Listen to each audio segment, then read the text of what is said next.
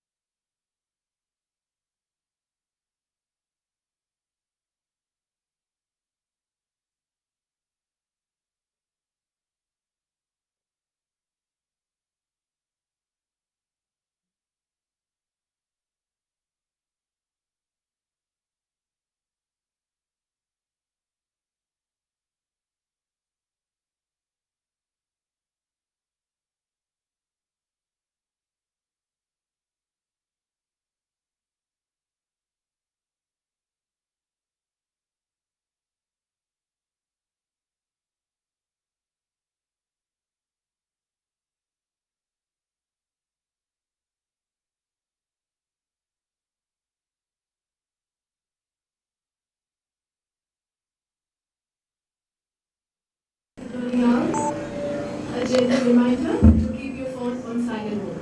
Thank you.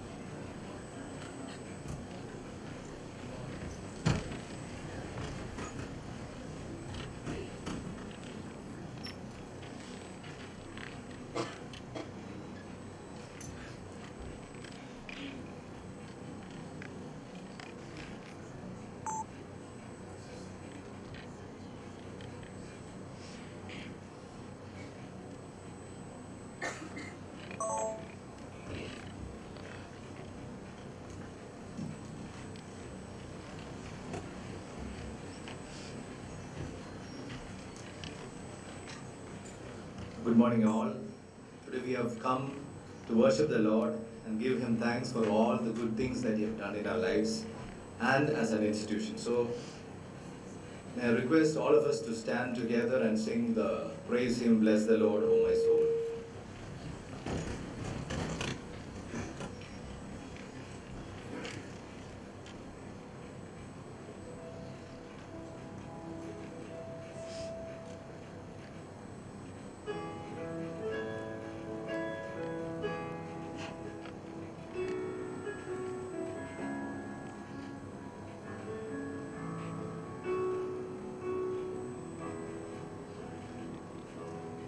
Let's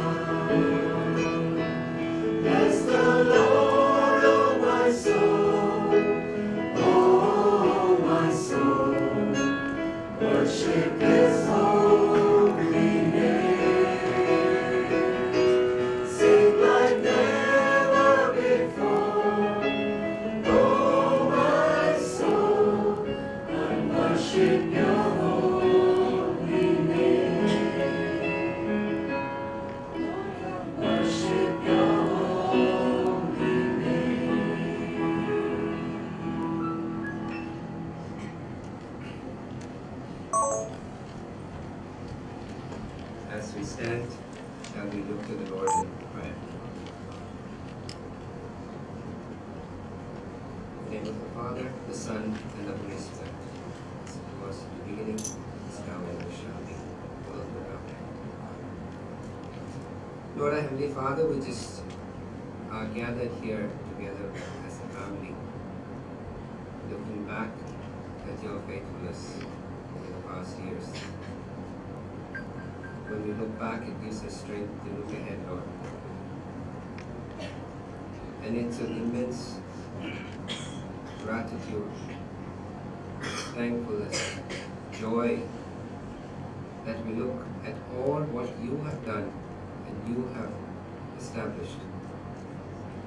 These things were in your heart before the foundations of the earth, but we have been called to be part of it. And Lord, we are blessed because we have been part of it as we look ahead to this particular day and the years ahead. We pray that your strength and wisdom will be upon all of us, especially those who lead it, Lord. In today's function, in the morning, in the afternoon, we pray that your special grace will be there. That as we celebrate this Foundation Day, you will be at the center of all what we do. Thank you for hearing our prayers. In Jesus Christ's name we pray.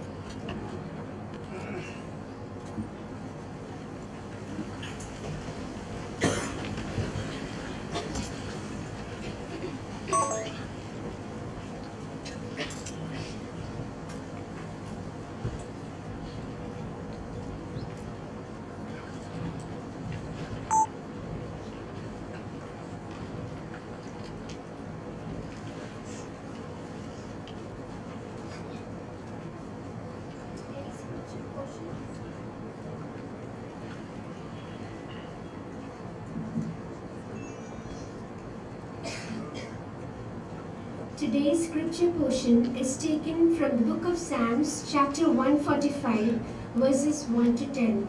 Psalms chapter 145, verses 1 to 10. I will exalt you, my God the King. I will praise your name forever and ever. Every day I will praise you and extol your name forever and ever. Great is the Lord and most worthy of praise. His greatness no one can fathom. One generation will commend your works to another. They will tell of your mighty acts. They will speak of the glorious splendor of your majesty, and I will meditate on your wonderful works. They will tell of the power of your awesome works, and I will proclaim your great deeds. They will celebrate your abundant goodness and joyfully sing of your righteousness. The Lord is gracious and compassionate, slow to anger and rich in love. The Lord is good to all. He has compassion on all he has made. All you have made will praise you, O Lord. Your saints will extol you. Here ends the reading from the Word of God.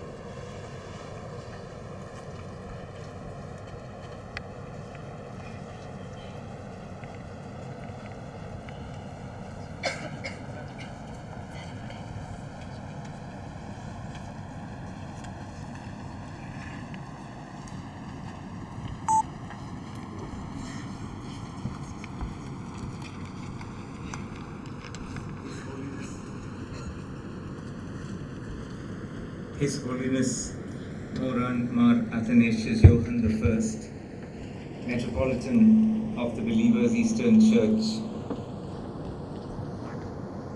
On this very special day for us, beloved Metropolitan, it is my proud privilege to welcome you, our chief guest, Dr. Deepak, and all those who have come here to worship, to give thanks to God, and to look into the future.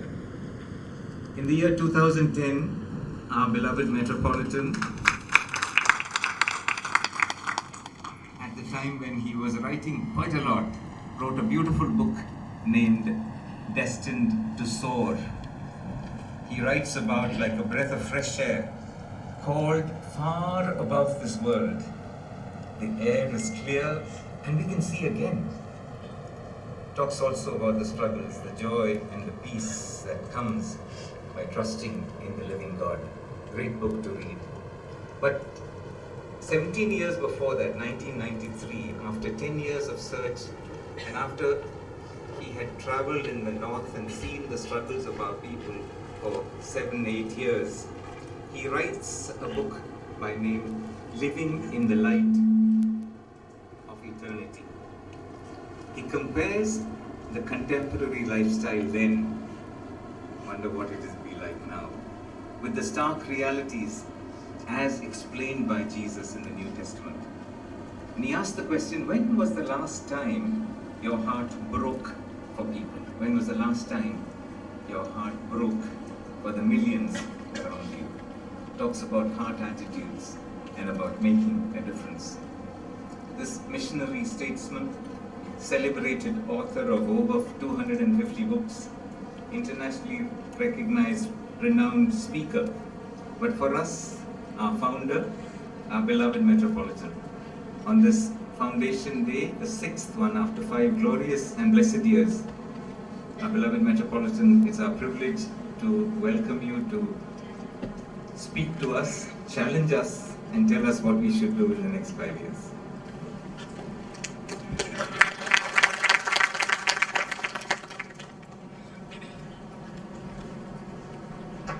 That was a brilliant introduction. I'd like to come back here again to hear this.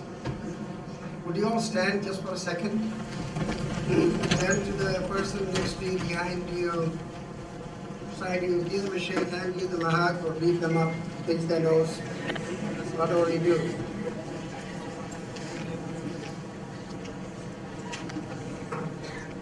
When I was in Africa, one of the people groups, I was absolutely stunned. The way they greet one another is they pinch their bobo. So please don't do that. So please have a seat. Thank you. What a great honor to see so many of you here in this nice place. And of course, Dr. Chandy, you're brilliant. And I wish you kept talking. That would have done good. And Dr. Deepak, so glad you're here. We call ourselves your younger brother. So we're learning all about what you all do and trying to do better. And of course, one of the people from our office is here. And Judas is here. Now he's Tony, he's a good man. He's a CPA. And of course, Maharaj and Dr. Danny and all the most famous doctors. So I lie to people all the time. And that lie is the best doctors of the whole universe is here. And of course, they're not asking more questions since Metropolitan said it. So thank you, Jacob Walton, and there are others from the city who are here. I think the last statement Dr. Chandy said, അല്ല അവസാനമായിട്ട് എന്നോട് ഞാൻ ഇറങ്ങുന്നുണ്ട് എനിക്ക് ഏതാണ്ട് അച്ഛൻ പറഞ്ഞ് ഇംഗ്ലീഷിൽ പറയരുത് പല കാരണങ്ങളും ഒന്ന് എനിക്ക് ഇംഗ്ലീഷ് കൊണ്ടോന്ന് അറിയത്തില്ല നിങ്ങളുടെ പേര് കളയും അത് പറഞ്ഞ് അത് മലയാളത്തിൽ പറയാതിരിക്കും നല്ലത് എന്ന് പറഞ്ഞു.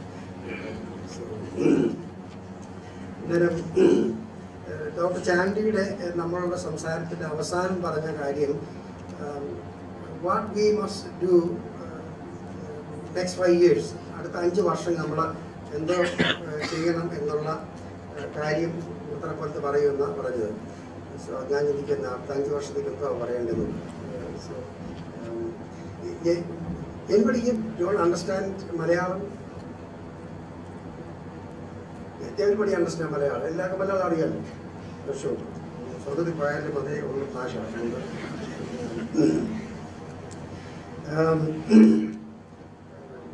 കുറച്ച് നാൾക്ക് മുമ്പ് ഞാനൊരു പുസ്തകം വായിക്കുകയുണ്ടായി, chicken soup for the soul, famous series of story books. അതിനകത്തൊരു കഥ വായിച്ചു. ഈ വീട്ടിലെ കൊച്ച്, സ്കൂളിൽ പഠിക്കുന്ന കൊച്ച്, 7-8 വയസ്സുള്ള കൊച്ചാണ്. Very strict rule, she must come home exactly when the school is over. School അടയ്ക്കുമ്പം വൈകിട്ട് പെട്ടെന്ന് വീട്ടിൽ വന്നു. പക്ഷെ അന്ന് ആ ഒരു ദിവസം ഈ കൊച്ച് വീട്ടിൽ ഒത്തിരി താമസിച്ചു. വെരി ലേറ്റ്, ഒത്തിരി താമസിച്ചു.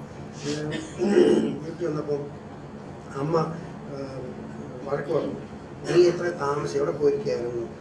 സാധാരണ നമ്മൾ ചെയ്യുന്ന പോലെ. ഈ കൊച്ചു പറഞ്ഞു, ഞാൻ എൻ്റെ കൂട്ടുകാരുടെ കൂടെ ഇന്ന് കരയുകയായിരുന്നു. അതുകൊണ്ട് തട ചോദിച്ചു, നീ കരയാനായിട്ട് എന്തോ പ്രശ്നമുണ്ടായിരുന്നു? ഈ കൊച്ചു പറഞ്ഞു, ഞങ്ങളെ ഒന്നിച്ച് വീട്ടിലോട്ട് വരുന്ന വഴി അവളെ തട്ടി വീണ് അവിടെ പുസ്തകമെല്ലാം താഴെ പോയി. ആ കൊച്ചു കുത്തിയിരുന്നവിടെ കരയായിരുന്നു. ഞാൻ അവിടെ കൂടെ കുത്തിയിരുന്ന് കരഞ്ഞു. അവളെ എണ്ണിക്കുന്നവരുടെ അവിടെ നിന്ന് കരഞ്ഞു. അങ്ങനെ താമസിച്ചു പോയിരുന്നു.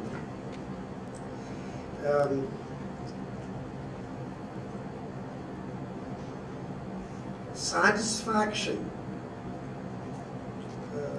സമാധാനം, സ്വസ്ഥത, ഇങ്ങനെയുള്ള ഒരു ഹാപ്പി ലൈഫ്,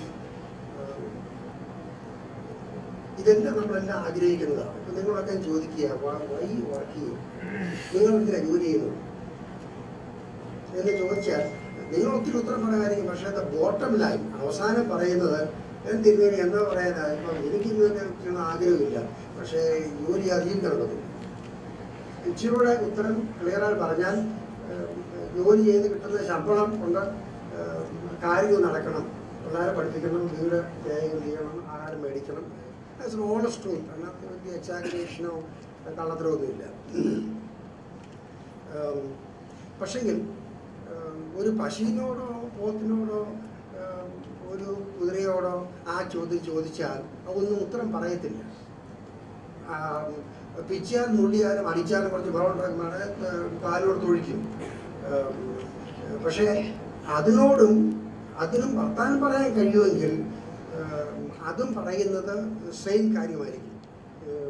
കഷ്ടകാലത്ത് നിങ്ങൾ ജനിച്ചു പോയി, ഇനിയിപ്പോൾ എങ്ങനെയെങ്കിലും കാണുന്നതൊക്കെ കഴിച്ചു കുറച്ച് തിന്നെ ജീവിക്കുക, അല്ലെങ്കിൽ യജമാനൻ പറയുന്ന പോലെ കാര്യങ്ങൾ ചെയ്യുക എന്നല്ലാതെ അതിന് വേറൊന്നും പറയാൻ കഴിയത്തില്ല. അന്നേരം നമ്മുടെ ജീവിതത്തിലെ ഒരു മാസീവ് ക്രൈസിസ് എന്ന് ചോദിച്ചാൽ ആഴമായി ഇരുന്ന് ചിന്തിക്കുവാൻ നാം ശ്രമിക്കുന്നില്ല എന്നുള്ളതാണ്.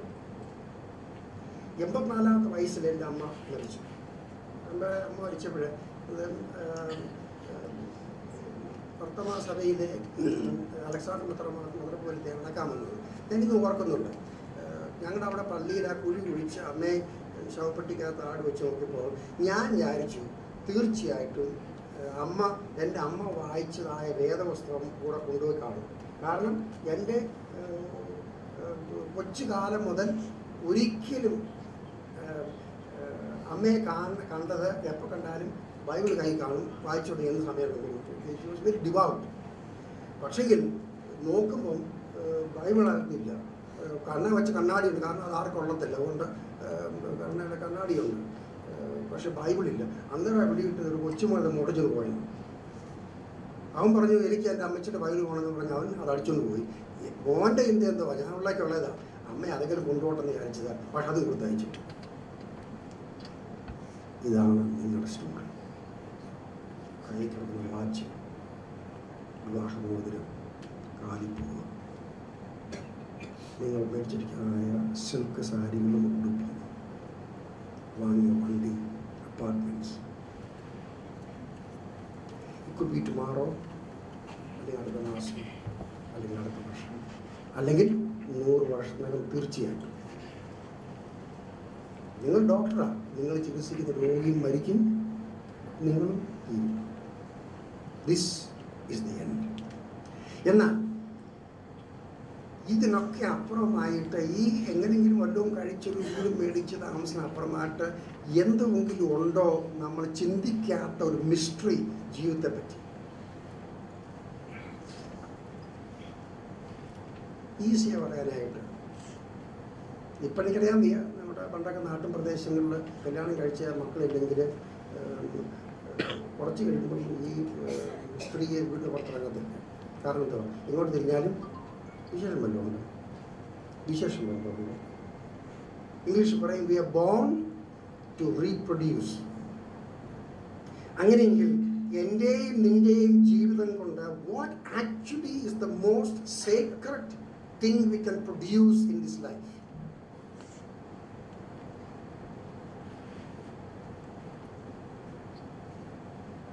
The answer is life, ജീവിതം.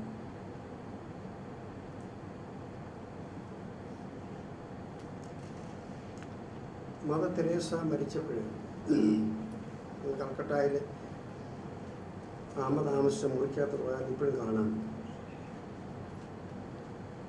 2 കീറിയ സാരി, പല പ്രാവശ്യം തുന്നിയത്, ഒരു ആൾ മാത്രം കിടക്കാവുന്ന ഒരു ചെറിയ ഒരു ബെഡ്, ഒരു ചെറിയ മേശ, ഒരു ചെറിയ കസേര. ഇന്ന് 88 രാജ്യങ്ങളിൽ ലക്ഷോപലക്ഷങ്ങൾ ജീവിക്കുവാൻ, സമാധാനം, ആശ കണ്ടെത്തുവാൻ ആ ജീവിതം പ്രയോജനപ്പെട്ടു. 17-18 വയസ്സപ്പോൾ യൂറോപ്പിൽ നിന്നും എല്ലാം ഉപേക്ഷിച്ച് ഇന്ത്യയിൽ വന്ന ഒരു ജീവിതം. സോ ഞാൻ പറഞ്ഞു, what do we do, what can we give? Is it to produce bunch of children and give them houses? It's fine. പക്ഷെങ്കിൽ ഇപ്പോഴത്തെ ഡിസ്കവറി, ലോകത്തിൽ ഏറ്റവും കൂടുതൽ ആളുകൾ മരിക്കുന്നതും ആത്മഹത്യ ചെയ്യുന്നതും പണമില്ലാത്തതുകൊണ്ടോ ആഹാരമില്ലാത്തതുകൊണ്ടോ വീടില്ലാത്തതുകൊണ്ടോ അല്ല, because of loneliness and deep pain, lack of love, സ്നേഹമില്ലായ്മ, ഏകാന്തത.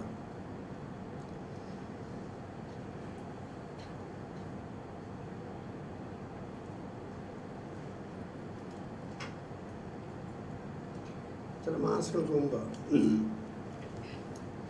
വൈകിട്ട് 9 മണിയായപ്പം എന്നെ ഒരാൾ ഫോണിൽ വിളിച്ചിട്ട് ഇന്ന് രാവിലെ ഡോക്ടർ ചാണ്ടി എന്നെപ്പറ്റി പറഞ്ഞ പോലെ ഒത്തിരി കാര്യങ്ങൾ ഇദ്ദേഹം പറഞ്ഞു. ഞാൻ ശാന്തമാക്കി വന്നു. അവരവസാനം ചോദിച്ചു, ഒരു മനുഷ്യൻ്റെ ജീവിതം കൊണ്ട് ഇത്രയും കാര്യങ്ങൾ എങ്ങനെ ചെയ്യാൻ കഴിയുന്നു എന്ന് ഒരു ചോദ്യം ചോദിച്ചു.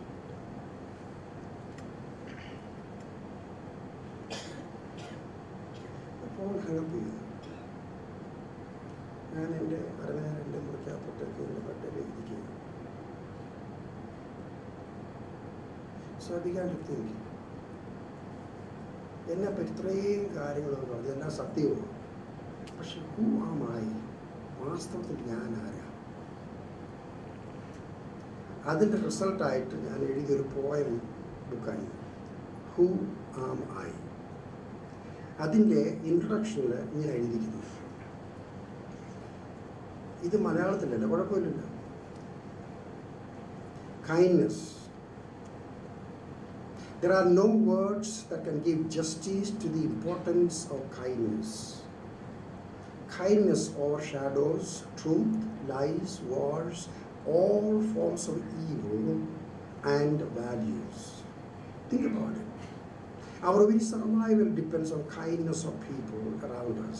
Even the months we spend in the mother's womb, we yearn for warmth, not an icy cold life as might be lived at the North Pole. We are living in the age of we are living in the ice age of emotions. The number one killer to the generation is loneliness. Why do millions die of starvation? In part, it is because kindness has been dying out from human heart, and selfishness and greed are taken over.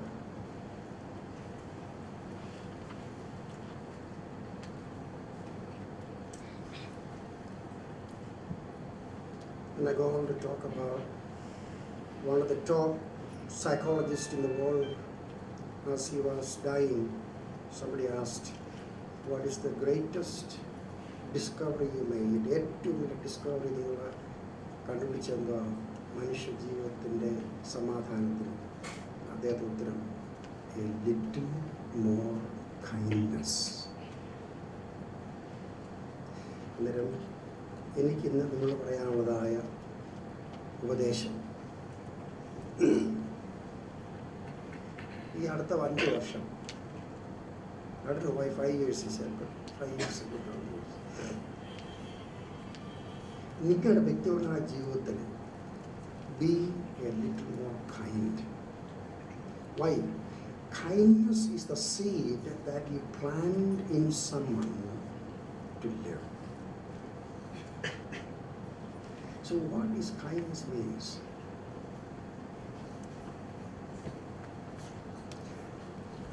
അതിന് ഉത്തരം നീ തന്നെ കണ്ടുപിടിക്കാൻ കഴിയും.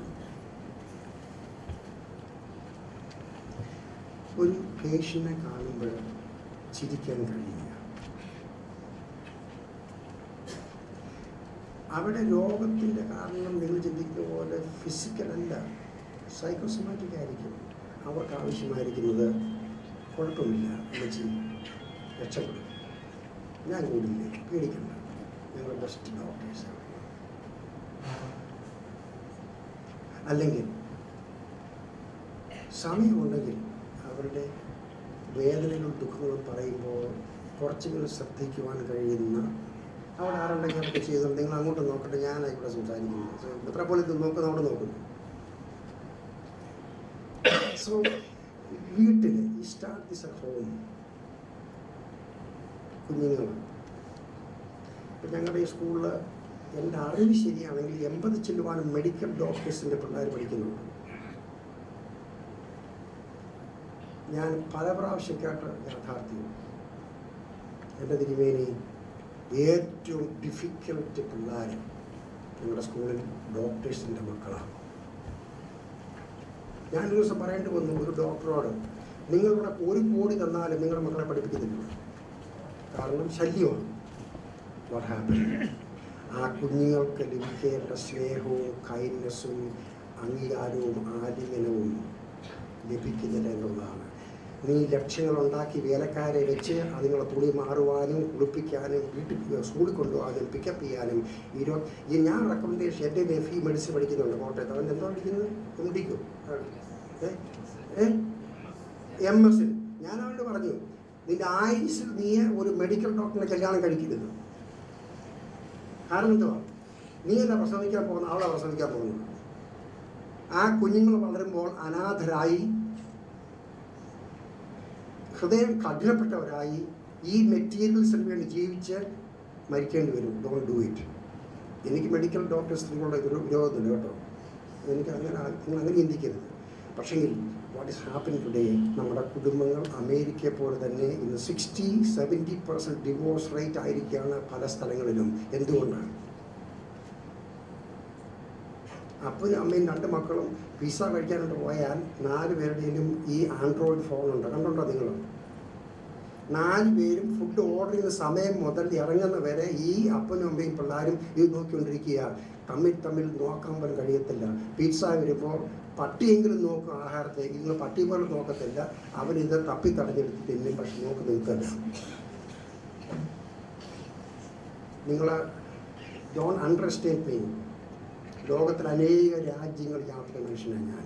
പക്ഷേ മലയാളത്തിൻ്റെ ക്രിസ്ത്യാനിക്ക് ഒരു പാർട്ടിയുണ്ട്, ഇതുപോലൊരു ജാതിയുണ്ടോ?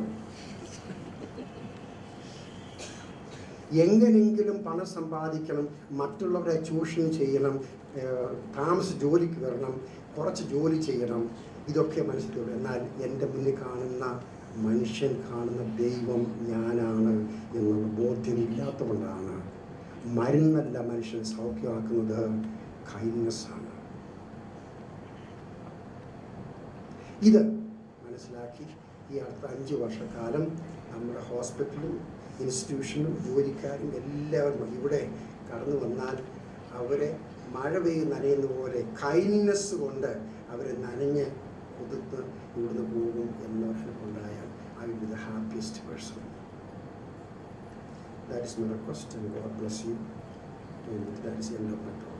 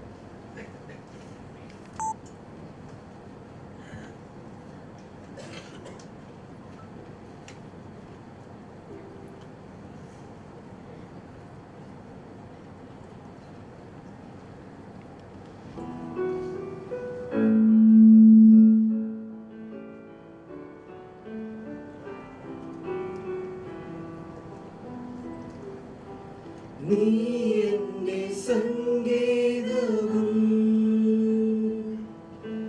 നീ എന്റെ കോട്ടയും നീ എന്റെ പ്രാണനാഥൻ നീ എന്റെ ദൈവം നീ എന്റെ സംഗീതവും നീ എന്റെ കോട്ടയും നീ എന്റെ പ്രാണനാഥൻ നീ എന്റെ ദൈവം ആരാധിക്കും ഞാൻ പൂർണ്ണ ഹൃദയമോടെ തേടും നിൻ മുഖം ജീവകാലമെല്ലാം സേവിച്ചിടും ഞാൻ എൻ സർവ്വവുമായി അടിയനിതാ അടിയനിതാ ദേവാ അടിയനിതാ ദേവാ അടിയനിതാ ദേവാ അടിയനിതാ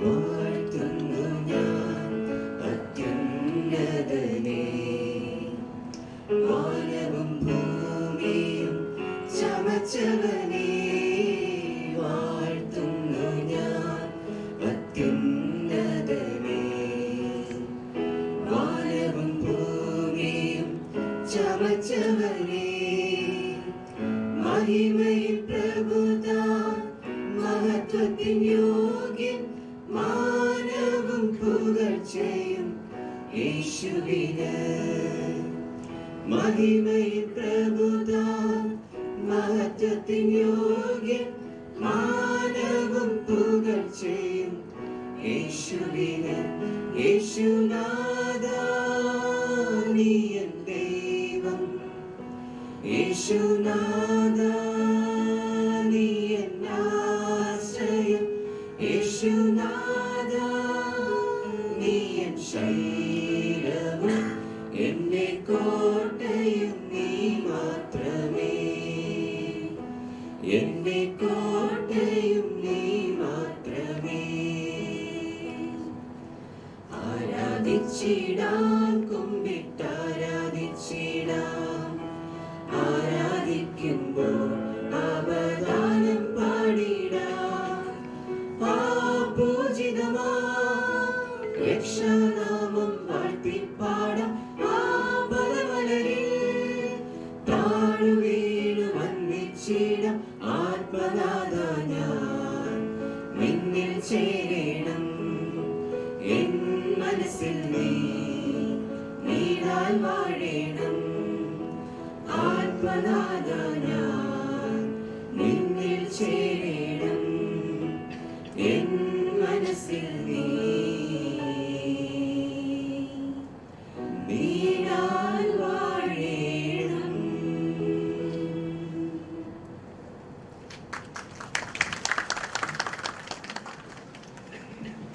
What does the Believers Church Medical College Hospital, BCMCH, mean to me? Paraphrasing from that famous book, To Serve with Love, shall I say on behalf of all of you, what does one say when one looks back at 5 glorious, blessed years of one's life? What does one say when you see a dream coming to reality? What does one say when you reflect on a privilege to serve, to love, to care for people, to care for my team, my staff, my patients? For this very unique privilege and opportunity, I want to thank you, beloved Metropolitan. I've never felt so much freedom in my life, not even in CMC Vellore. To be able to do what we believe is the right thing. You've given us the challenge, you've given us the opportunity, you've given us the freedom to build this institution. So as the founder, as the visionary, we must say how grateful we are to you. I want to say how grateful I am to Siju Achan, to Danny Achan, to Jacob Pothan sir, to Tony sir, all the leaders of the church, Sini auntie, for the support and the strength that we feel at every step. That when we come with a problem, you are there for us. What more can we ask for? We've seen this hospital grow. We've had professional freedom. We could work through the day and night. Nobody would come in our way. We could do what we believed was the right thing, and because you trust us, because you continue to believe in us, we have the faith that the Lord will bless, guide every effort that we make. We have saved many lives, Metropolitan. We've been able to reach out to so many people. We have restored many to health, but we've also been able to give people new lives through the ministry of Thomas Achan and the leaders who have come to help us from the church and within this community. But I just want to mention 2 short stories just to remind us of how blessed we are. Kannan was a nurse working in the critical care unit. He was looking after a 42-year-old lady with 2 children and a husband who is an auto rickshaw driver. Suddenly became breathless, difficult to breathe, and she was in the ICU, intubated. Now, Kannan knew that the husband had sold his auto rickshaw to pay for the treatment. During that period, Kannan's father died. To go and express their love for Kannan, the ICU team, the nursing team, went to his house and they found that it was in a shambles, that there was nothing there. So when they came back, they collected money and they gave it to Kannan. You know what Kannan did? He went and paid that money in the billing without telling anybody for this patient.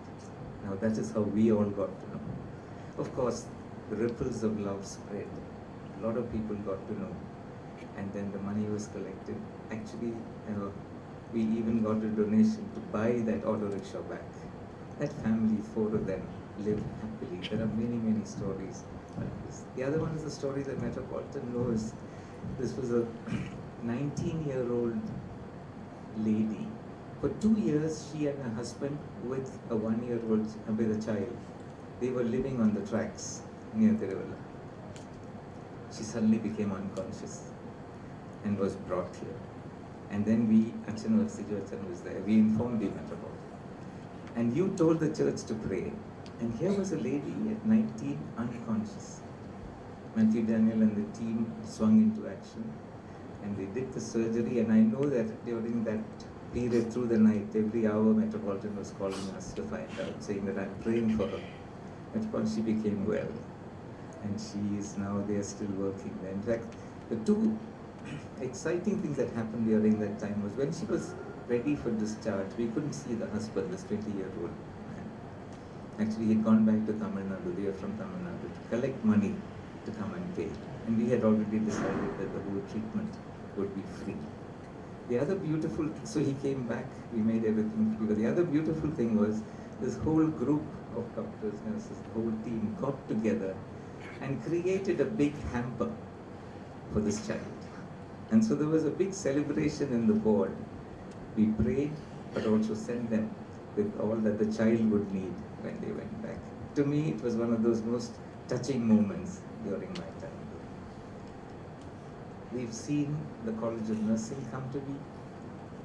We have the allied health courses. We have the tie-up for the clinical pharmacy courses. But as a community, we have grown. And we invited Dr. Deepak Abraham to speak to us today because he has been instrumental in building up the CMC community as the Associate Director of Human Resource Development. He's going to speak to us about building an institution, building a community. Following on what our beloved Metropolitan taught us, told us, without this community, without community living in the Spirit of Christ, we will be nowhere. It is the strength of community that will build us up. And what better example of that when Dr. Das suddenly died. Metropolitan, we can never say thank you enough for giving us that piece of land to bury him. As a community, we are extremely grateful. There have been brickbats, there have been problems, but it is this community that has helped us to be empowered, to grow.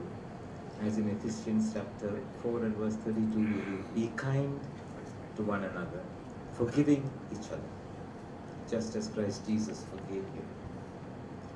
And in Romans chapter 8 and verse 37, we read, in all these things, we are more than conquerors through him who loved us.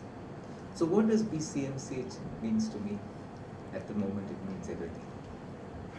And I get emotional only because the challenges are many, opportunities are so great. To build, as Metropolitan said, a community that is kind, that is loving, that is caring, that is compassionate, that is empathetic. And if we do that, the world will be with us, around us. And I pray that in the next 5 years, we will be able to do that and much more.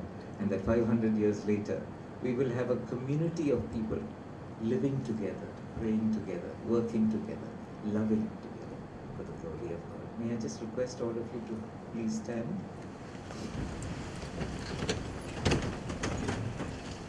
We're just making a pledge which we've called the Foundation Day Pledge.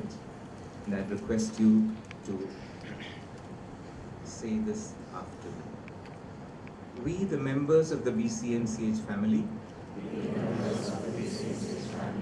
take this pledge to rededicate ourselves to our institution, our nation, and to the people we serve.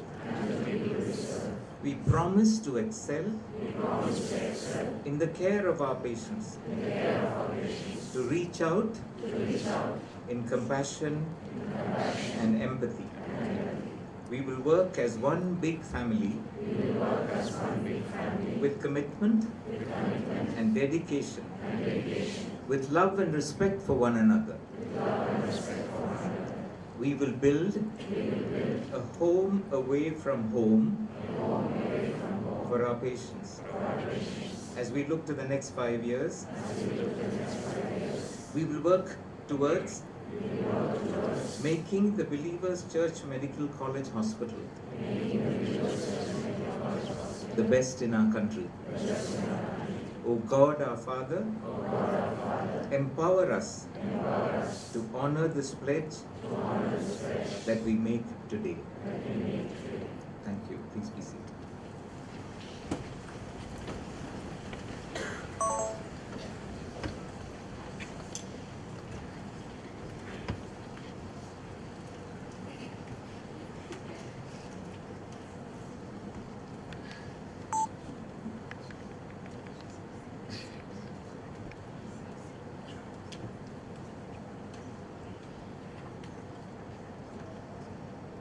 നമ്മുടെ എല്ലാം ആത്മീയ പിതാവും സഭയുടെ പരമാധ്യക്ഷനുമായ അഭിവന്ധ്യ മെത്രാപ്പൊലീത്ത തിരുമനസ്,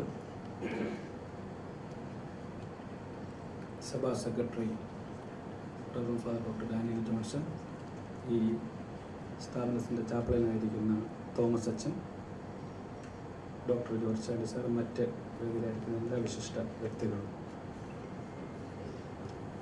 5 വർഷം നീണ്ട ഒരു യാത്ര. ഞാനതിനെ ഒരു ആത്മീയ യാത്രയായി തന്നെ കണക്കാക്കുന്നു. ആ ആത്മീയ യാത്രയ്ക്ക് നമുക്ക് നേതൃത്വവും ആഹ്വാനവും നൽകിയത് അഭിവന്ധ്യ മെത്രാപ്പൊലീത്ത തിരുമനസ്സാണ്. തിരുമനസ് പ്രാർത്ഥിച്ച് ആശീർവാദം തന്ന് നമ്മൾ അനുഗ്രഹിക്കുന്നതിന് മുമ്പ് ചില വാക്കുകൾ കൂടി പറയാനാണ് ഞാൻ നിങ്ങളുടെ മുന്നിൽ നിൽക്കുന്നത്.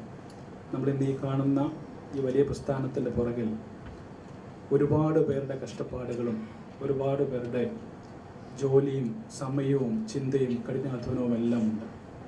അതാണ് ഇങ്ങനൊരു പ്രസ്ഥാനം കെട്ടിപ്പടുക്കുവാൻ വേണ്ടി നമ്മളെ സഹായിച്ചത്. കോൺട്രാക്ടേഴ്സ് തൊട്ട്, ജോലി ചെയ്ത തൊഴിലാളികൾ തൊട്ട്, ജേക്കബോസ് സാറ്, ടോണി സാറ് തൊട്ട്, ഇതിൻ്റെ തുടക്കത്തിൽ ഇതിനെ ബിൽഡ് ചെയ്യാൻ വേണ്ടി ഇൻവോൾവ് ആയ ഒരുപാട് പേര്, നമ്മുടെ കോൺട്രാക്ടർ അൻസാരി തൊട്ട്, അങ്ങനെ ഒരുപാട് പേര്, അവരെല്ലാം ഈ അവസരത്തിൽ നന്ദിയോടെ ഓർക്കുവാണ്. സർവശക്തൻ അവർക്കെല്ലാം ധാരാളമായ അനുഗ്രഹങ്ങൾ ഇനിയും നൽകട്ടെ എന്ന് പ്രാർത്ഥിക്കുകയും ചെയ്യുന്നു. എനിക്ക് സംശയമില്ലാതെ പറയാൻ സാധിക്കുന്ന ഒന്ന്, 5 വർഷം കൊണ്ട് മുന്നോട്ടുള്ള 5 വർഷം നമ്മൾ എന്ത് നേടണം എന്നുള്ളതിനെക്കുറിച്ച് നമ്മൾ ചിന്തിച്ചു തിരുമേനി നമ്മളെ ആഹ്വാനം ചെയ്തു. എന്നാൽ 5 വർഷത്തിൽ കേരളത്തിലെ ഏറ്റവും നല്ല സ്ഥാപനം നമ്മുടേതാണെന്ന് ഈ ചങ്കത്ത് കൈവച്ച് പറയാൻ എനിക്ക് സാധിക്കും. കാരണം ഇത് എൻ്റെ സ്ഥാപനമാണ്, നമ്മുടെ സ്ഥാപനമാണ്. അതോടൊപ്പം തന്നെ കേരളത്തിലെ ഏറ്റവും നല്ല, തിരുമേനി പറഞ്ഞ പോലെ കൈൻഡ്നസ്, നല്ല ഹൃദയമുള്ള ഡോക്ടേഴ്സും നഴ്സുമാരും വർക്ക് ചെയ്യുന്നതും ഈ സ്ഥാപനത്തിലാണെന്ന് നിസ്സംശയം പറയാൻ വേണ്ടി സാധിക്കും. അപ്പോൾ ആ ഉൾവിളി അല്ലെങ്കിൽ ആ നല്ല മനസ്സ്, ആ കൈൻഡ്നസ് കൊണ്ട് തന്നെ മുന്നോട്ട് പോകാൻ നമുക്ക് സാധിക്കട്ടെ എന്ന് പ്രാർത്ഥിക്കുന്നു. അഭിവന്ധ്യ തിരുമനസ് എഴുതിയ ഒരു പുസ്തകത്തിൻ്റെ കാര്യം നിങ്ങളോട് പറഞ്ഞു. പൂവാമായി എന്നുള്ളൊരു പുസ്തകം കഴിഞ്ഞ പ്രാവശ്യം മെഡിക്കൽ കോളേജ് സ്റ്റുഡൻസിനെ കണ്ടപ്പം തിരുമനസ് അവരുടെ അടുത്ത് ഒരു ആഹ്വാനം കൊടുത്തിരുന്നു. ഈ ബുക്കിൻ്റെ പ്രിൻ്റഡ് വില എന്ന് പറയുന്നത് 250 രൂപയാണ്. എന്നാൽ ഒരു ഡൊണേഷൻസ് എന്നുള്ള രീതിയിൽ ഈ ബുക്ക് മേടിച്ച്, ഈ ബുക്ക് തിരുമേനി എഴുതിയതിൻ്റെ ഒരു റീസണും കൂടെ ഉണ്ടെന്ന് പറയുന്നത്, നമ്മുടെ ഡൽഹിയിൽ ആശാഗ്രഹം എന്ന് പറഞ്ഞ് തെരുവിൽ കറങ്ങി നടക്കുന്ന, അല്ലെങ്കിൽ ആരോരുമില്ലാതെ തെരുവിൽ അകപ്പെട്ടു പോയ കുഞ്ഞുങ്ങളെ സംരക്ഷിക്കുന്ന ഏറ്റവും നല്ല 2 പെൺകുട്ടികൾക്കും ആൺകുട്ടികൾക്കും 2 ഹോംസ് നമ്മൾ നടത്തുന്നുണ്ട്. അത് നമ്മൾ നടത്തുന്നത് ഓരോരുത്തരുടെ അടുത്തു നിന്നും പൈസ വാങ്ങി ചോദിച്ച് കളക്ട് ചെയ്ത് അവർക്കുള്ള ഭക്ഷണങ്ങളും സാധനങ്ങളും വാങ്ങി അവരവിടെ താമസിപ്പിച്ചാണ് നമ്മൾ നടത്തുന്നത്. അപ്പോൾ അതിനുവേണ്ടിയുള്ള പണം കണ്ടെത്തുക എന്നൊരു ഉദ്ദേശവും ഇതിന് പിന്നിലുണ്ട്. അതുകൊണ്ട് ഇത് മേടിക്കുമ്പോൾ ആ പൈസ ഡയറക്റ്റ്ലി പോകുന്നത് ആ കുഞ്ഞുങ്ങളെ പഠിപ്പിക്കുവാനും സഹായിക്കുവാനും വേണ്ടിയിട്ടാണ്. അതുകൊണ്ട് 1000 രൂപ ഡൊണേഷൻ കൊടുത്ത്, ഇത് മെത്രാപ്പൊലീത്ത തിരുമനസ് നമ്മൾ ഇതുവരെ റിലീസ് ചെയ്തിട്ടില്ല, അതിനു മുമ്പ് ആയത് കാരണം 1000 രൂപ ഡൊണേഷൻ കൊടുത്ത ഓരോ ബുക്കും നിങ്ങൾ വാങ്ങണം എന്നുള്ള അഭ്യർത്ഥനയുണ്ട്. കഴിഞ്ഞ പ്രാവശ്യം മെത്രാപ്പൊലീത്ത തിരുമനസ് അവിടെ പറഞ്ഞപ്പോൾ ഒരുപാട് പേര് ആ ബുക്ക് വാങ്ങിക്കുന്നുണ്ട്. അതുപോലെ തന്നെ ഇവിടുന്നും അത് വാങ്ങിച്ചാൽ ആ കുഞ്ഞുങ്ങൾക്ക് അതൊരു ഉപകാരമായിരിക്കും. അതായിരിക്കട്ടെ ഈ 5ാമത്തെ വർഷം കഴിയുമ്പോൾ നമ്മുടെ കൈൻഡ്നസ്, നമ്മുടെ ഹൃദയത്തിൻ്റെ കൈൻഡ്നസ് നമ്മൾ കാണിക്കുന്നത് അങ്ങനെ ആയിരിക്കട്ടെ. അപ്പോൾ അതൊരു തെളിവായി മാറും എന്നോ നമുക്ക് കാണിക്കുള്ളൊരു അവസരം നമുക്ക് കിട്ടിയിരിക്കുകയാണ്. ഒരിക്കൽ കൂടി ദൈവത്തെ സ്തുതിക്കുന്നു. ഇന്ന് 3:30 നമുക്ക് മീറ്റിംഗ് ഉണ്ട്. സെനറ്റ് സെക്രട്ടേറിയറ്റിലും സഭയുടെ തലപ്പത്തിരിക്കുന്ന ഒരുപാട് പേര് നമുക്ക് വേണ്ടി പ്രാർത്ഥിക്കും. നിങ്ങൾ അറിയുന്നില്ലെങ്കിലും ഈ പ്രസ്ഥാനത്തിന് ഒരു ചെറിയ ഇഷ്യൂ വരുമ്പോൾ നമ്മളത് ഷെയർ ചെയ്യുമ്പോൾ അവിടെ ഒരുപാട് പേര് നമുക്ക് വേണ്ടി പ്രാർത്ഥിക്കുവാനുണ്ട്. അതാണ് നമ്മുടെ ബലവും നമ്മുടെ ശക്തിയും. സർവശക്തൻ എപ്പോഴും നമ്മുടെ കൂടെ ഉണ്ട്. ഒരു കുടുംബമായി ഇനിയും മുന്നോട്ട് പോകാൻ തക്കവണ്ണം സർവശക്തൻ നമ്മളെ സഹായിക്കട്ടെ എന്ന് പ്രാർത്ഥിക്കുന്നു. ഒറ്റക്കെട്ടായി കൈപിടിച്ചുകൊണ്ട് ഒരുപാട് വിഷയങ്ങൾ നമുക്കുണ്ടായിരുന്നു. നമുക്ക് നഴ്സുമാരുടെ സമരങ്ങളുണ്ടായിരുന്നു. ആ സമയത്തൊക്കെ ഞാൻ ഇപ്പോഴും ഓർക്കുന്നു, നമ്മുടെ നഴ്സ് സമൂഹം എത്ര ആത്മാർത്ഥതയോടെയാണ് അവരുടെ ആവശ്യങ്ങൾക്ക് വേണ്ടി ചോദിച്ചപ്പോഴും നമ്മുടെ പ്രസ്ഥാനത്തിന് ഒരു കോട്ടവും തട്ടാതെ എത്ര ആത്മാർത്ഥതയോടെ നമ്മളോട് നിന്നു. ഡോക്ടേഴ്സിൻ്റെ സമൂഹം, മറ്റ് പാരാമെഡിക്കൽ സ്റ്റാഫ് എല്ലാവരും സ്വന്തം കുഞ്ഞുങ്ങളെ നോക്കുന്ന പോലെ ഈ പ്രസ്ഥാനത്തെ ഇതുവരെ നോക്കിയിട്ടുണ്ട്. അതുപോലെ തന്നെ മുന്നോട്ട് നോക്കുവാൻ സാധിക്കട്ടെ എന്ന് പ്രാർത്ഥിക്കുന്നു. നമുക്ക് ഒരുമിച്ച് ഒരു മാനേജ്മെൻറ്റ് തൊഴിലാളി വ്യത്യാസമില്ലാതെ ഒരു കുടുംബമായിട്ട് ഒന്നിച്ച് അപ്പനും മക്കളും എന്നൊക്കെ പറയുന്ന പോലെ ഒരുമിച്ച് മുന്നോട്ട് പോകാൻ വേണ്ടി സാധിക്കട്ടെ എന്ന് പ്രാർത്ഥിക്കുന്നു. അഭിവന്ദ്യ തിരുമനസിനെ പ്രാർത്ഥിക്കാനും ആശീർവാദം പരമാനമായിട്ട് ക്ഷണിക്കുന്നു.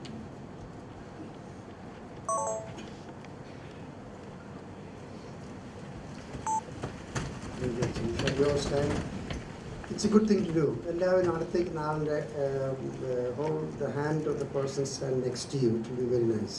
A sense of oneness and unity and beautiful unity. ഡൽഹിയിൽ ഞങ്ങളുടെ ഹോംസിനെ പറ്റി പ്രിയ അച്ഛൻ പറയുകയുണ്ടായി. 1200 പരം കുഞ്ഞുങ്ങളെ തെരുവിൽ നിന്നും രക്ഷിച്ച്, ഞാൻ ഇന്ന് ഓർക്കുന്നു ഡൽഹി പോയപ്പോഴേ 3 മാസം പ്രായമുള്ള ഒരു കൊച്ചിനെ ഒരു മനുഷ്യൻ റേപ്പ് ചെയ്ത് ആ കൊച്ചിനെ റോഡിൽ എറിഞ്ഞു കളഞ്ഞു. പോലീസ് കണ്ടെത്തി ഞങ്ങളുടെ ഹോമിൽ കൊണ്ടുവന്ന് ഇന്ന കൊച്ചിനെ കണ്ടാൽ you can't believe how bright that girl is. അതുപോലുള്ള കുഞ്ഞുങ്ങളെ ഒരു മാസം 1800 രൂപയാണ് ആ ഒരു കുഞ്ഞിനെ സംരക്ഷിക്കുന്ന ചിലവുള്ളത്. ഏതാണ്ട് 50,000 കുഞ്ഞുങ്ങളാണ് തെരുവിൽ അലയുന്ന ഡൽഹിയിലെ ഗവൺമെൻറ് കണക്കനുസരിച്ച്. നമുക്ക് പൈസ ഉണ്ടായിട്ട് എല്ലാം ചെയ്യാമായിരുന്നു. പക്ഷേ ഈ ബുക്ക് നിങ്ങൾ വായിച്ച് കൊടുക്കുന്ന 1000 രൂപ എന്ന് പറയുന്നത് മുഴുവനും ഇതുള്ള കുഞ്ഞുങ്ങളെ സഹായിക്കുന്ന മാത്രം കൊടുക്കുന്ന എൻ്റെ ഒരു ഡ്രീമാണ്. കർത്താവ് ഈ ബുക്കിനെ ഉപയോഗിക്കുന്ന നിങ്ങൾക്ക് അതിന് ഭാഗമായിട്ടുള്ള ഒരു പദവിയാണ്. So let us pray. പ്രാർത്ഥിക്കാം.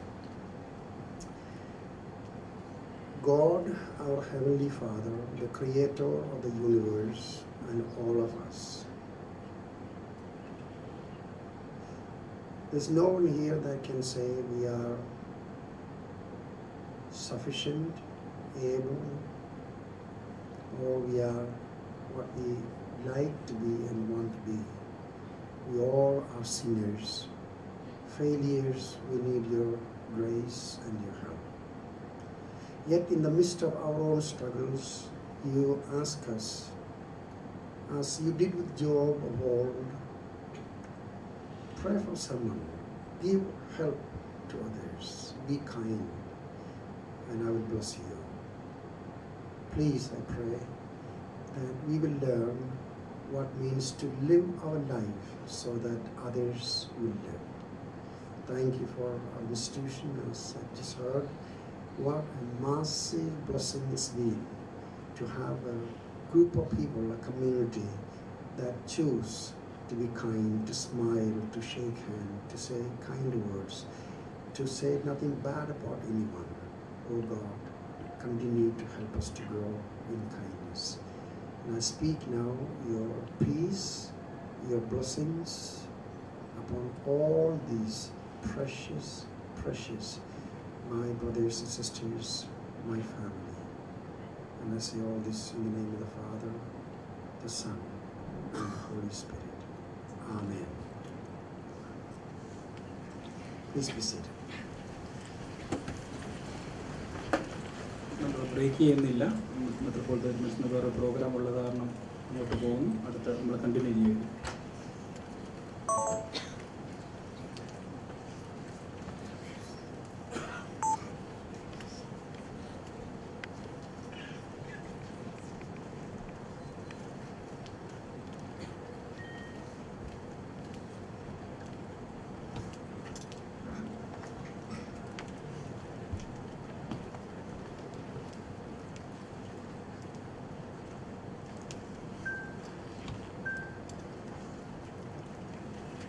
Please be seated. There are some seats in front which you can take. It is my proud privilege to introduce to you and to welcome my dear friend, Dr. Deepak Abraham, currently Associate Director of Human Resource Development at the Christian Medical College, Vellore, and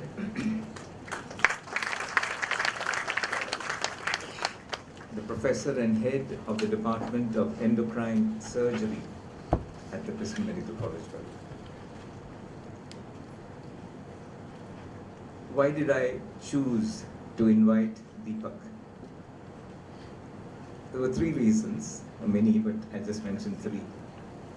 One is because of his amazing, challenging career, which will challenge many of you. His leadership skills, mentoring skills, and his ability to build community.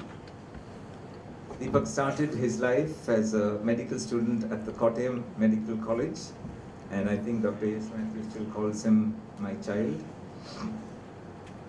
And then there, during those years, there was the influence of the Christian Medical Fellowship.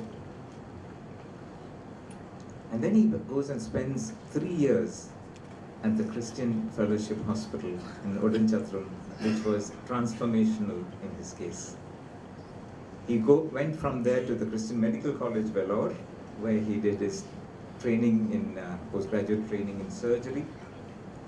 And then after 3 years again at the Christian Fellowship Hospital, Odinchatra, he was invited, I know that he was invited by his mentor and the head of the Department of Endocrine Surgery, Dr. Arvind Nair. Please come back to Vellore. We need people like you. Today, Deepak is arguably the best thyroid surgeon that India has, and definitely the best parathyroid surgeon that India has. And I know all this because he trained my son-in-law. Then of course there's adrenals, the pheochromocytoma, the endocrine pancreatic tumors. He's a founding member of the Indian Society of Thyroid Surgeons. During this period, while he was in CMC, he was the prestigious Mary Jo Reeve Fellow at the Royal North Shore Hospital, Sydney, in 2008. Member of the Faculty of Medicine, University of Sydney, and he did his PhD, unusual for people from CMC to do this, at the Colling Institute of Medical Research in Sydney. During that time, he worked on medullary carcinoma of the thyroid. He was earlier a fellow at the University of Wisconsin in the USA and trained also at the Queen Mary Hospital, Hong Kong. Not only is he an excellent teacher, not only is he an excellent surgeon, he's a fantastic human being. And he was chosen to CMC's most prestigious award by the students as the Best Teacher Award in 2016. He's had several other awards, which I will not go into, but he has over 50 publications. But he's also on the international faculty of the Haggai Institute, and he thrills and charms people who go there for training. His wife Elsie is Professor of Obstetrics and Gynecology, a colleague of my wife. His son is in finance, in investment banking, and his daughter Dia is getting ready to get into CMC to follow in her father's footsteps. Lots more to say, Deepak, but I'll stop here. But we are really grateful that you took the time to be here with us. And I had requested him to speak to us on what it means to build an institution and to build a community. Shall we put our hands together and welcome him?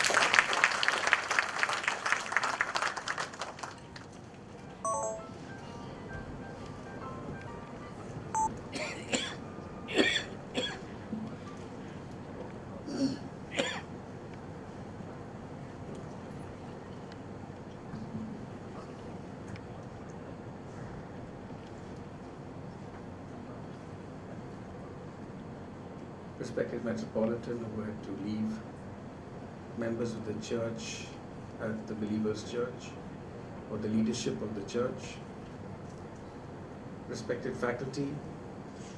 Some of them, I think, are some of them are my teachers, friends, colleagues, well-wishers of the institution. Dr. George Chandy, my mentor, so to speak. And thank you so much for those kind words you said here as an introduction about me. Makes me feel like a superhero, but honestly, I'm not.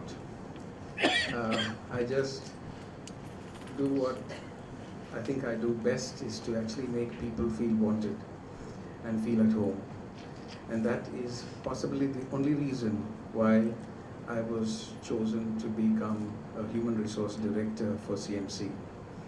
I'm not trained in human resource, I'm not a professional human resource person, but the idea is that when somebody walks into your office today, or whenever the person comes in, make them feel that they are wanted in the institution.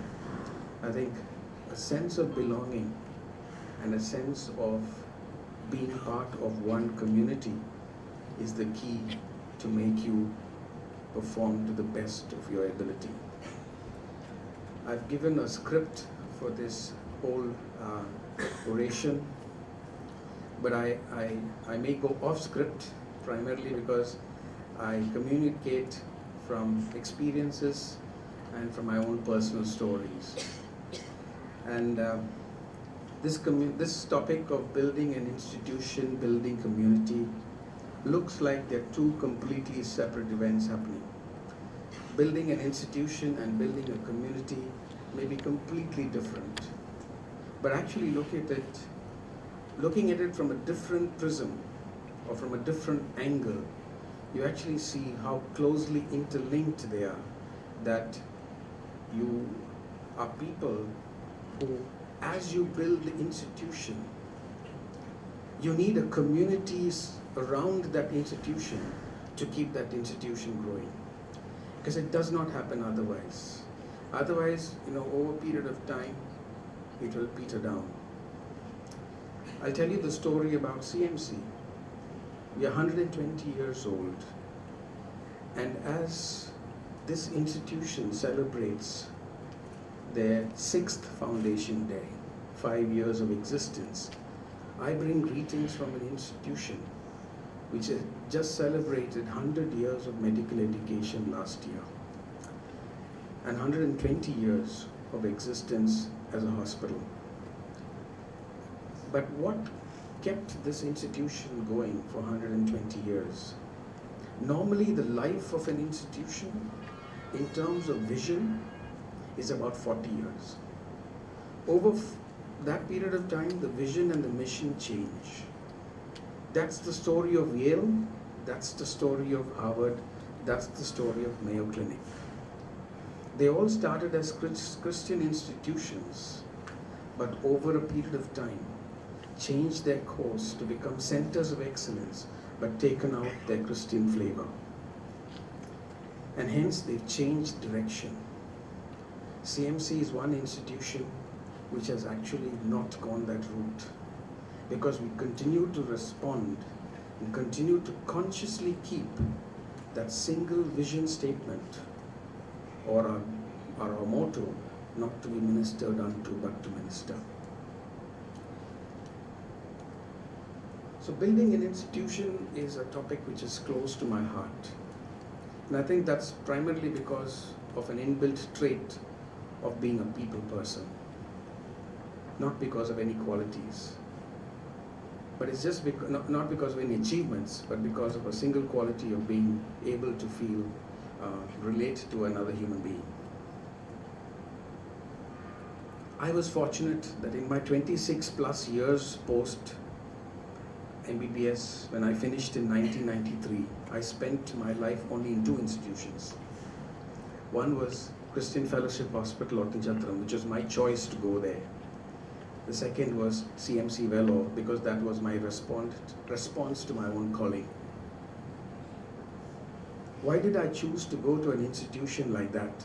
It was counterculture to actually be in Kottayam Medical College, to be a student who is fairly, performing well. Why aren't you pursuing a postgraduate course at that point of time? But I chose to go and spend some time at Ottanchitram. Those were the formative years of my life, which completely changed my trajectory and the direction. And the reason it changed is because I chose to go there, not to learn medicine so much, but to practice ethical medicine. There's a world of a difference between a medicine and ethical medicine. To practice ethical medicine and to be mentored by seniors who lived life with a different perspective. And I think I got the flavor. And that flavor changed the way I looked at things. And that I will speak about in a minute. And I'd like to build my case about why we need institutions to keep, why we need communities to keep institutions going.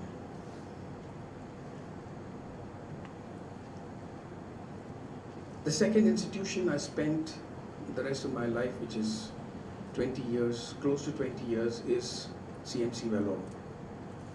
And the response, or why did I go to CMC Vellore, is primarily because I recognize that my gift of teaching could be best put to use in an institution like Vellore. And I think looking back, I joined the institution in 2001. This is close to going to be 20 years or 18 years now.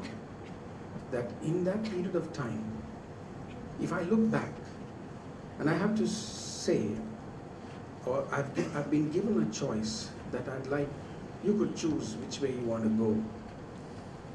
I would choose exactly the same way I went. Because that's the best thing to do. Fulfill the calling of your life. And I'd like to speak about medicine today. Why do we practice medicine? We are all proud to be medical professionals. And part of what is known as the healthcare industry.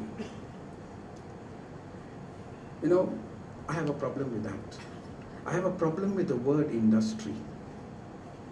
If you look at industry, you're monitored and governed by industry norms.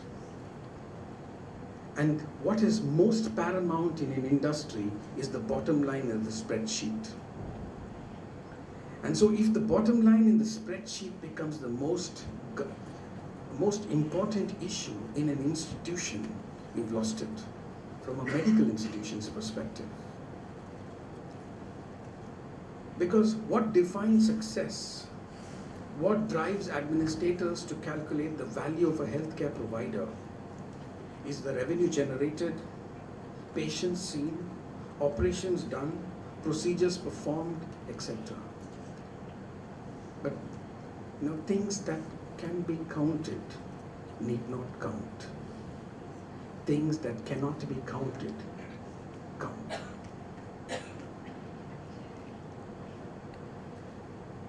It's good to value and define factors. Having quantifiable, accessible, reproducible tests or parameters are good. But we must understand that we are not called to be an industry, but we are called to be a vocation. And when I speak of vocation, I'll define it because I'll read it out. Vocation is a strong inner conviction of suitability for a particular career or occupation. The individual then considers this as a worthy endeavor and requires dedication to the career, which in other words makes medicine a calling. You need competence, you need academic excellence, but you need to combine it with a suitability factor. Suitability, and that comes from an inborn, the inner traits you have to practice medicine. The approach to medicine as a vocation would then define lots of things. How we look at it right from admission. Today, The country is driven by one single exam on one day. And that exam will make or break you just because of just the mark scored. No other qualities are taken into consideration. But actually, you need competence. But you also need a quality assessment of the individual to see, are you suitable? We used to do that regularly at Velo. It's been taken out of our hands permanently, or at least for now, by force. Because they have made it that what we did as an interview process for 4 days, people have, detractors have ways to say lots of things about it. But a group group task assessment, individual skills assessment, all put together decides the person who gets selected for medicine. Not necessarily the topmost ranking student would get in, because their other assessment parameters would say it's not really suitable to do this profession. But you know what? This has been assessed by Singapore, by many other institutions who've come and observed what CMC did. And they all went back to say, this is really worth it. Interestingly, our government has taken it away, but that is another story to speak about. I would read my personal story at this juncture, and Sir did mention that I trained in a government medical college. So I got in pure merit, nothing else. I didn't even know what my trades were. I was a 17-year-old when I got into medicine, just turning 18. But it was the inputs which I received through the fellowship of medical students who had the same calling. And the seniors who came in to mentor us made me make that decision of going to Ottanchatram to work post MBBS. Those years changed the way I looked at things. I also recognized that individuals have a calling. My mentor told me one thing when I was doing an internship. When doing my internship, he said, Deepak, every day at the same point of time in the day, apart from the morning time when you have your quiet time, come aside. Come aside to pray and ask, what does God want you to do with your life? So my time was lunchtime, but lunchtime was not fixed as an intern, you would know. So it was at 1 o'clock, 2 o'clock, 4 o'clock, sometimes no lunch, but still it was lunchtime. In that time, I used to go to my room and close my door and pray and ask, Lord, what do you want me to do with my life? Where do you want me to go? And at the end of 1 year, I don't know what happened, but this came as a clear inner conviction that I've been called to be a role model to medical students. This was in the light of work of being in a fellowship which was all looking at going to missions, traveling to Rajasthan, going to North India, going to big places, and then you were considered as a second fiddle because you didn't fit the bill. You know what I mean? But my bill was what God had created for me. And that was to be a role model to medical students. That was a 23-year-old student, by the way. I don't know where I was going. I didn't get into didn't get into the All India exam that year. I went back and said I will find a place where I can be mentored, and I went to ODC. And rest is history.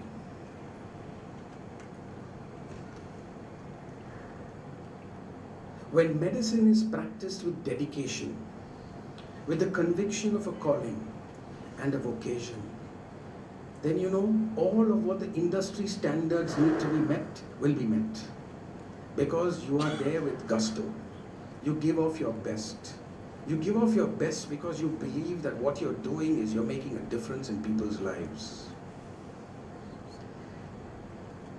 Excellence is important, but excellence with compassion will make you, 100-fold better. It's not it's not a 2-fold increase, it's a 100-fold increase. So when quality standards today. Let's face it, NABH is bringing in quality standards. But when quality standards are imposed upon individuals without giving them the vision and sparking them the reason why they do what they do, you're bringing on a burden onto them.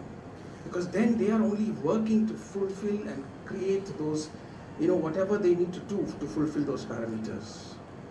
Ethics goes out of the window in corporate hospitals. Why? Because then it's just what's driven is just the test. You do it, you perform. You publish or you perish. That's the standard of when it comes to community or when it comes to academic community. Then you're willing to compromise on what you use as your data. You change data to make sure that you get your paper down. And there are many who've been caught out in this whole journey. When you're caught in this rat race. By the way, in a rat race, you win, you still remain a rat. You don't change.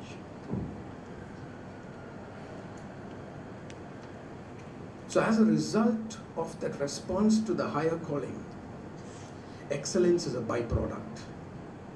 And when excellence is a byproduct, all the industry standards are met. NABH need not exist because you would do it. But you need an assessment board, no problem with that. But I think we should do quality, not because of the sake of quality. We do quality because of our calling. That's the difference.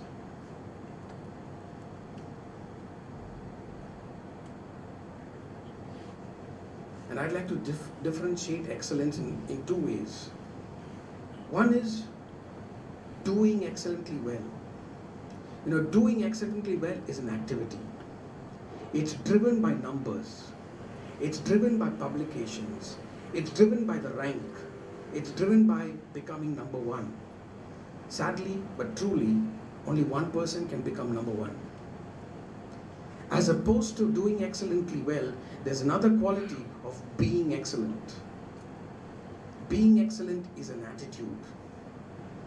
Being excellent is a culture. Being excellent is inborn, ingrained. It may not be inborn, you can cultivate that. You can make it part of your life. You need not become number one, but you will have the attitude of giving of your best. You'll be honest, you'll be true, you'll go the extra mile. And when you go the extra mile, when we are talking about patients, they will go 100 miles for you. And I'll tell you a story which will shock you. I was working in Nottingham Post MS. Somebody called us to my wife and I, to help sort of relieve them in their mission hospital up in North India. And they were people who had not taken leave for 2 years. So I said, okay, we'll go. So we went and spent a month or so there. And 2 weeks later, he said, we'll take off for some time. Why don't you run the hospital yourself? And I had a young boy who was 19-year-old, 120 kilos, 6'4", tall boy, hefty fellow, came with right iliac fossa pain. And right iliac fossa pain for a surgeon, you know how the mind works. It's that you're thinking in terms of appendicitis. Is it a GI bug which is causing this pain? Whatever. So anyway, this boy, long story short, we decided needed a laparotomy. I didn't have an anesthetist. I have 120-kilo boy on my hand. Said I can do a lower midline laparotomy post-spinal anesthesia, and we could at least wash out his abdomen if there is some necrotizing fasciitis. If there's an appendicitis, you could take it out, and he'll be okay. So we got a consent from the father and said, there's no anesthetist. We are only two doctors. One's a gynecologist, one's a surgeon. Would you mind if we go ahead and do this operation? The best option would be to travel to another city. They said, no, we'd like to stay here because we can't go. So we did that. And I said, okay, I'll give the anesthesia, turn him around, and I can do the laparotomy. I gave him anesthesia. He said, alag lag raha hai. I turned him around, he arrested and died. Now, the hospital staffs, had another motive. Their motive was actually to say, let's close this hospital. So they said, "Ye Madrasi doctor hai, isko nikalo." So the father, who I had interacted over 15 to 24 hours, 18 to 24 hours, had developed a bond because I kept coming back to him. Every hour I used to go back to him just to examine him because I wanted to know what was his problem. And so they were saying, they actually went to him and said, "Why don't you go to court?" And legally speaking, I was a sitting duck. 50 kilometers from that hospital, there was another anesthetist. And the law said that if there was an anesthetist within 50 kilometers of the radius of your hospital, you have to call that individual before you actually step out to give anesthesia. I did that, but I had not called this individual, I gave anesthesia. So legally I was gone. So this man's father, the boy's father, came back 10 days later and said, "We do not know why our son went. Your own staff came to me and said, we'd like to file a case against this doctor. But I know this doctor gave off his very best. So I will not take one step in a way which will be detrimental to him. And so I am here today. Otherwise I would not be." Well, that's a story of actually excellence with compassion. Willing to step out one extra, going that extra mile. So I used to go see him every hour through the night. So I operated him the next day because, I had my worries about this was necrotizing fasciitis, or it was necrotizing enteritis. He was going into sepsis, Ehlers-Danlos flaring, all these subtle signs of sepsis which were without monitoring, without even having a pulse oximeter on to look after this patient. Well, that's a story, what I just thought I should share with you. The need to build institutions is the need of the hour. Then why do you want to build community? But you know what? Organizational behavior and community living is closely linked. So if you want to change the behavior of your organization, you need to bring in a community which thinks the way you want to think. These two are closely interlinked. And organizational excellence and behavior is a culture. That culture needs to change because of the people who come there.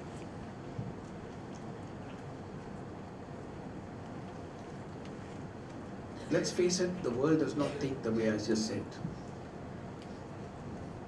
The way the world thinks is how can we, they follow a very popular American philosophy. It says, get what you can what you get, sit on that can as long as you can. That's what the world does today. But in kingdom principles, in becoming the last, you become the first. In losing, there's victory. In surrender, there's a reward. In dying, there's life.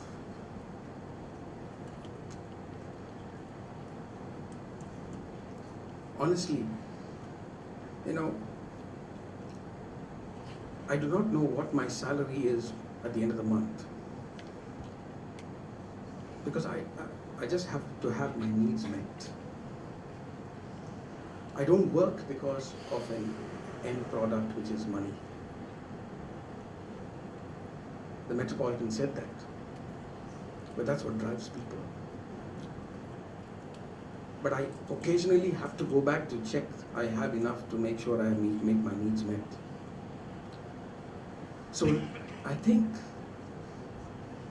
salaries, responses in terms of all these definable characteristics which we mentioned, which drives an organization from a professional standpoint, are all byproducts.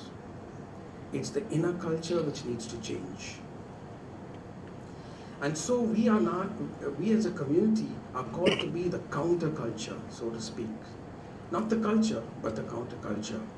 We are a minority, not the majority. And so in minority, when you want to succeed in unity, there is synergy. And so you need to work together to make this happen. It does not happen automatically. You need to sit together to make this culture happen. We need to develop communities to think together, to live together, to feed off each other, of the values and principles of life.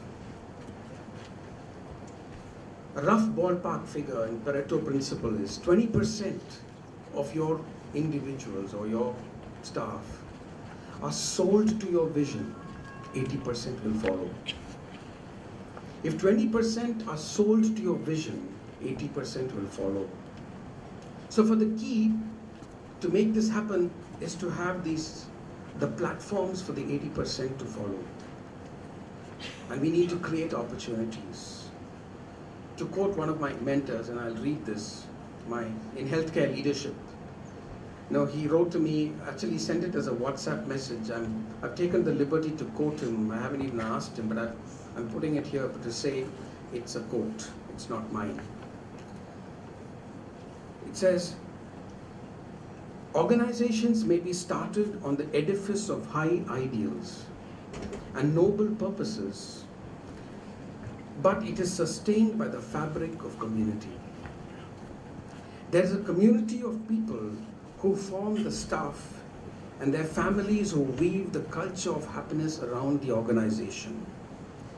This infectious spirit of joy spills over into their interactions with the end user, in our case, the patient. Richard Branson, if you know him, of Virgin Group, he says, happy employees will result in happy customers. Happy employees like us make happy patients.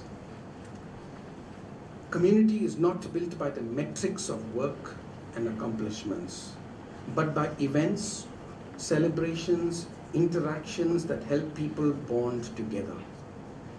So celebrating birthdays together, celebrating life events together, celebrating community life together, enjoying the success stories and taking on the difficulties of people and sharing that. You know what? There's a good thing. When you share happiness, it multiplies. When you share sadness, it divides. So you're able to handle goodness and good qualities, and you multiply it because you work together. And when you go through a difficulty, you mitigate that difficulty by living together. So community life is crucial in making a success story. And I'll tell you a story again. It's a story of one of our faculty a few months ago, a tragic loss of a son in an untoward event. Overnight he was gone. And this whole community rallied around this family of a loss of a child who was brilliant. Too brilliant maybe to live. Of a child who the world was at its beck and call. But this child was gone. And this family was heartbroken. And to mitigate that brokenness and sadness, the community rallied around this family for the loss of their son.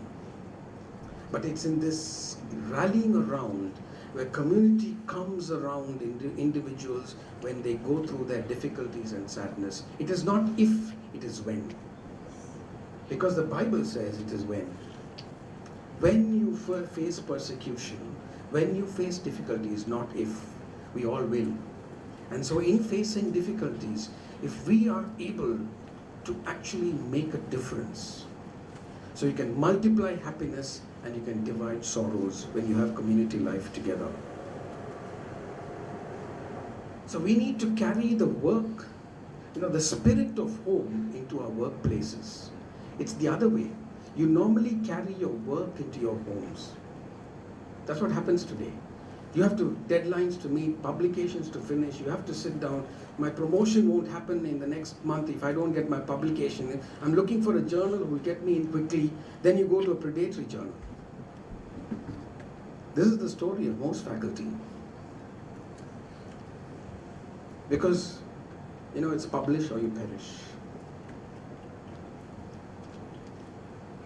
But it's in the simple things, the ambience of a relaxation in the workplace, laughter, food shared together, coffee times together. So we in a department are very clear that even in a busy OPD, we take 1.5 hours a mid-OP time to meet together just for coffee and to discuss difficult cases, to post our list, but the whole thing is meeting around food. So it may be patients who've given us something, we order food for ourselves, but whatever said and done, our department is known as the eating department.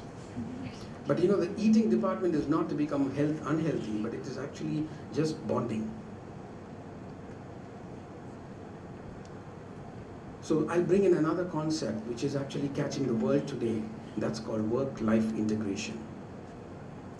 Work-life integration is crucial for happy workplaces. And work-life integration happens when you and I can actually bring home confidently into the workplace. It's not to dilute the work, but you'll work extra. So I'm a beneficiary of a person. When I was a young faculty and I had a daughter who insisted that I drop her in the school bus at 8:40 for the bus to leave.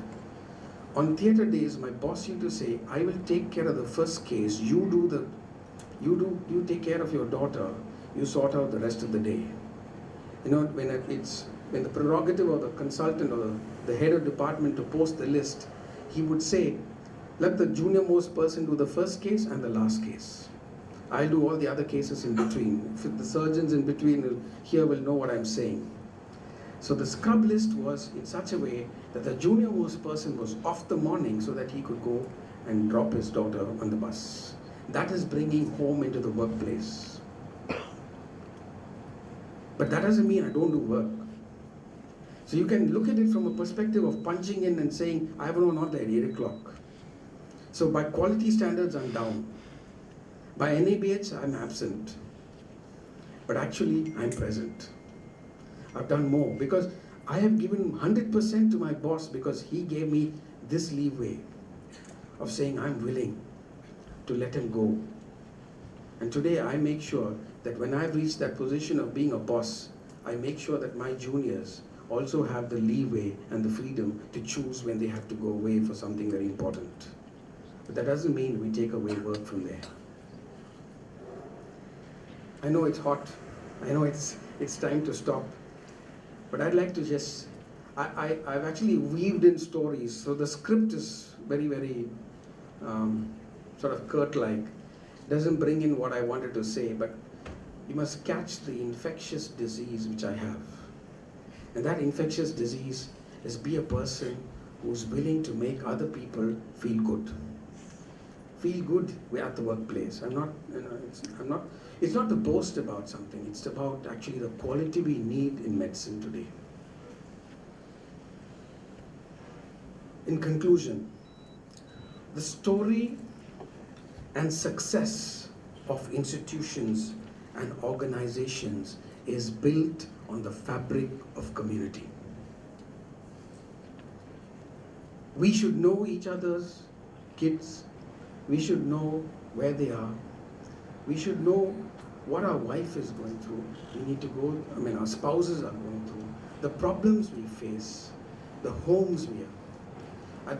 Let me also say before I close, I'm here for a particular time when I had to be at home, which is about 15-20 kilometers from here. I had to be at home to be a support to my parents who are unwell or who need some help.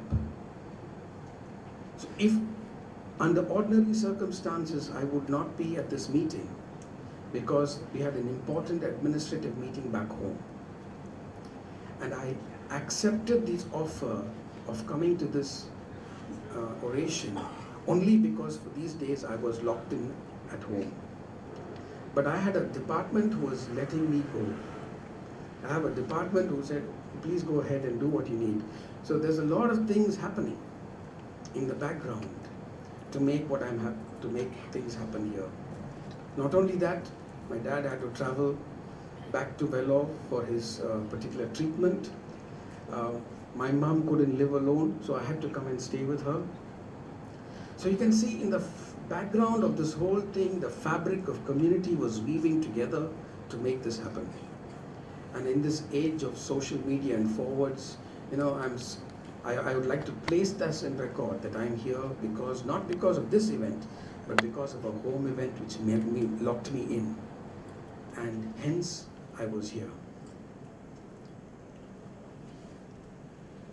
Community living lifts people who are down, spurs others to higher living, spurs success to higher success. People who don't success so much,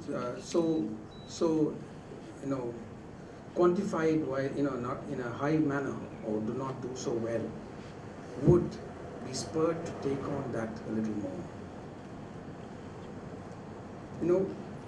We need, community gives life, community sustains life, community builds life of individuals like us who form this institution. And whenever we fall, they help us recover. And when we recover, the institution grows, the institution glows. And you know what? We are called to be people who glow. Glowworms are, these lights, small, in complete darkness around. If you see a whole bunch of glowworms, that place is lit up. That's what we are, you and I are called to be. People who are like glowworms who make the society. If a single glowworm shining, you will not find it will not be something which will catch your attention. But when a whole bunch of glowworms are together, they will make a difference to the society we live in. And those bunch of glowworms are part of one big family. You and I are called to be that one big family and community to make your organization a success. And I wish you once again a very blessed Foundation Day, 5 years, but I wish you would reach 100 years, just like how Velo has done and gone ahead. Not because of their own success stories, but because of the grace of God. But because of the value systems which we have continued and sustained to keep. And my role as a HR director, as Dr. George Chandy made it sound superhuman, it's not at all that. It's just actually being a person who's a custodian and a guardian of what is being given to you for a period of time. May God bless you.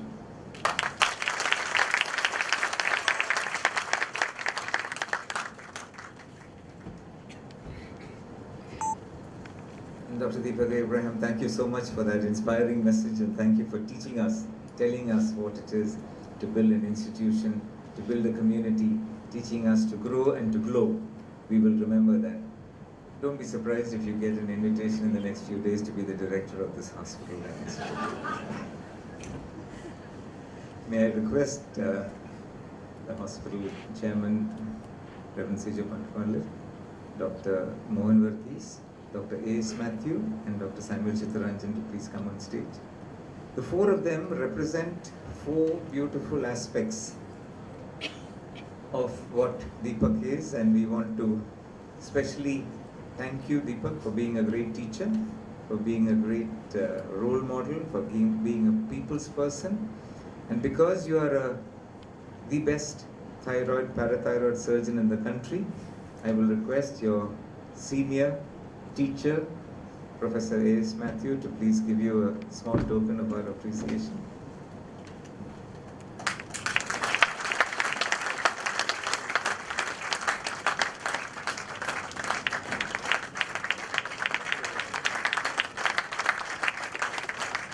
For winning that Best Teacher Award and being a great role model. In fact, Achin told me we need to get you here, be with the students for a while.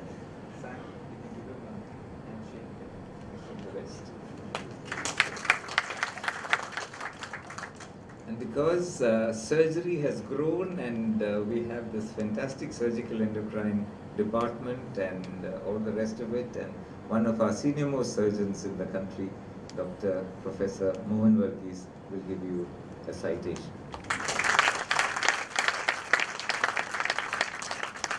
And the citation reads, Professor Dr. Deepak Abraham, MB, MS, PhD, Associate Director, Human Resource Development, Professor and Head Surgical Endocrinology, CMC Vellore, a skillful surgeon, an erudite academician, an excellent teacher, insightful researcher, able administrator, and most importantly, a caring, committed Christian, and much more. Therefore, the citation is given to you. Thank you. On behalf of all of us, we request our chairman, manager, Reverend Siju Achan, please give him.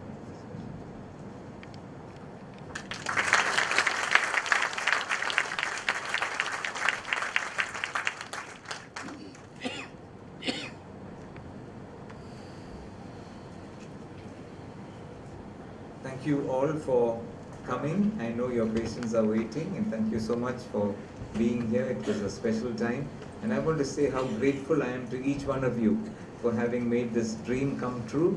And I hope somebody 5 years from now, or 10 years from now, 20 years from now, will be able to say bigger things, greater things, both community and institution.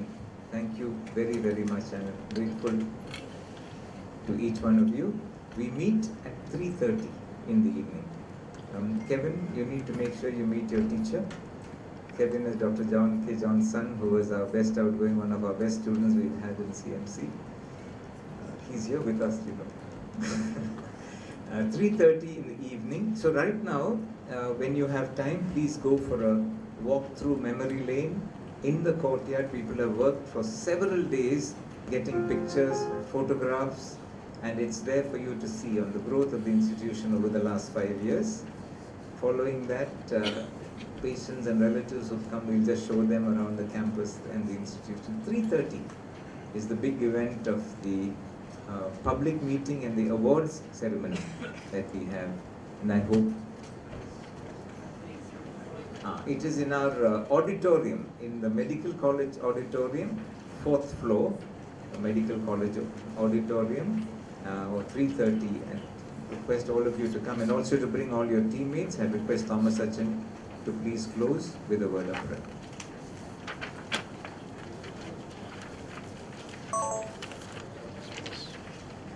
And what Achan said, this book is available so that we can help children on the streets in the Believers Church. It's taken care of. It's called Who Am I? Wisdom from My Journey. Achan.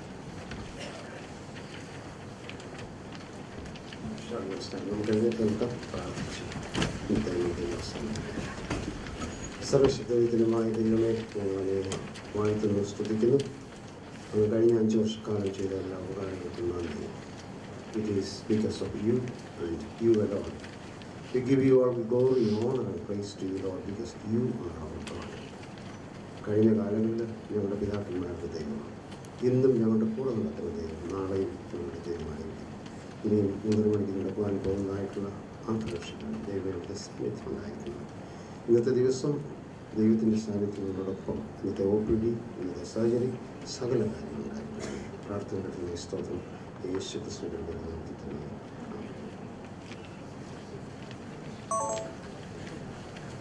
Thank you all for coming. I think we'll all get back to work.